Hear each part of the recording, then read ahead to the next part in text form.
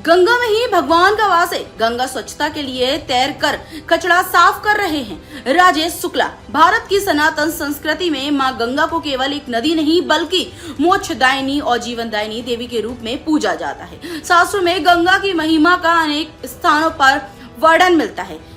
श्रीमद् भागवत गीता के अध्याय 10 श्लोक 31 में भगवान श्री कृष्ण स्वयं कहते हैं, स्त्रोत सामस्मी जानवी, अर्थात नदियों में मैं भागीरथी गंगा हूँ। वहीं श्रीमद् भागवत महापुराण एवं स्कंद 11 अध्याय 16 में भी गंगा को सभी तीर्थों में सर्वश्रेष्ठ बताया गया।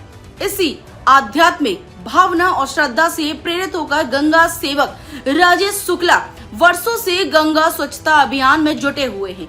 गंगा नदी में दूर दूर तक फैली प्लास्टिक की बोतलें, पॉलीथीन और अन्य कचरे को वे स्वयं तैरकर बाहर निकालते हैं। उनके लिए यह केवल एक सामाजिक कार्य नहीं बल्कि मां गंगा की सेवा और सनातन संस्कृति के प्रति समर्पण का प्रतीक है।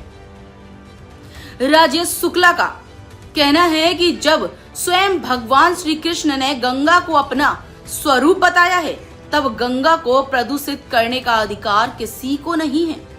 आज बढ़ते प्रदूषण और प्लास्टिक कचरे के कारण गंगा सहित देश की अनेक नदियां प्रभावित हो रही हैं। ऐसे में हर नागरिक का कर्तव्य है कि वह नदियों को स्वच्छ रखने में अपना योगदान दे। उन्होंने लोगों से अपील की है कि गंगा और अन्य जल स्रोतों में प्लास्टिक, पूजा सामग्री या अन्य कचरा न फेंके।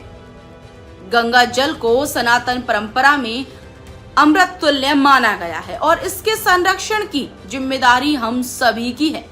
यदि समाज जागरूक होकर आगे आए तो गंगा की निर्मलता और पवित्रता को आने वाली पीढ़ियों के लिए सुरक्षित रखा जा सकता है।